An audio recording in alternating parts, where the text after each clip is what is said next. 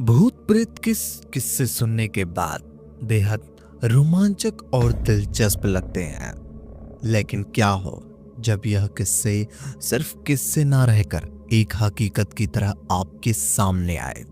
आज की युवा पीढ़ी भूत प्रेत और आत्माओं के होने के विश्वास नहीं करती, लेकिन जिस पर आप विश्वास नहीं करते वह असल में ही नहीं है।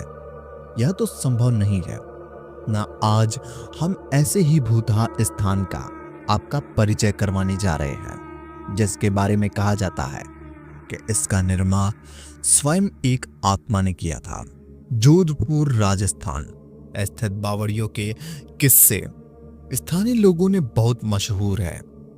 यहाँ पानी की कई बावड़ियां हैं, जिसमें से एक के बारे में कहा जाता है उसे एक भूत ने बनाया था।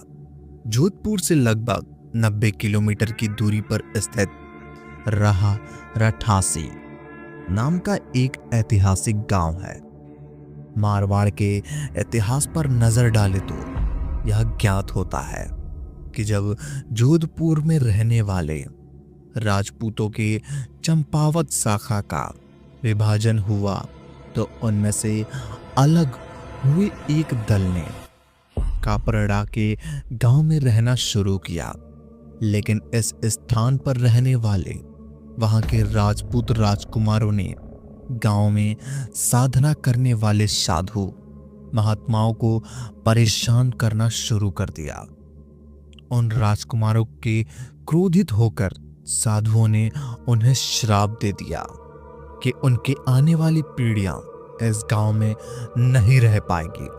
साधुओं के श्राप के बाद जब राजकुमार ने अपने घर में बताई तो सभी भयभीत हो गए और उस गांव को छोड़कर चले गए। इस गांव को छोड़कर सिर्फ वह गांव में रहने के लिए।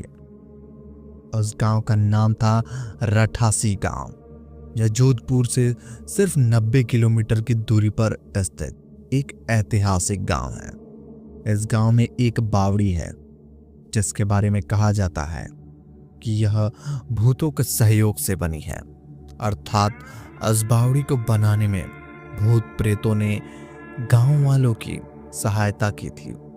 ठाकुर जय सिंह के महल में स्थित इस बावड़ी को देखने के लिए लोग दूर दूर से आते हैं।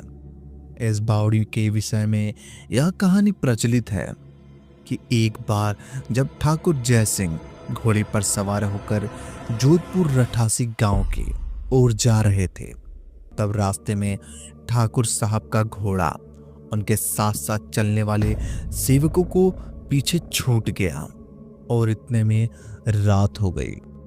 राजा का घोड़ा काफी थक चुका था और उसे प्यास लगने लगी।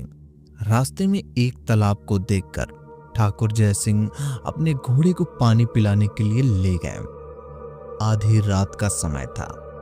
घोड़ा जैसे ही आगे बढ़ा, राजा एक आकृति दिखाई दी जिससे धीरे धीरे इंसानी शरीर धारण कर लिया।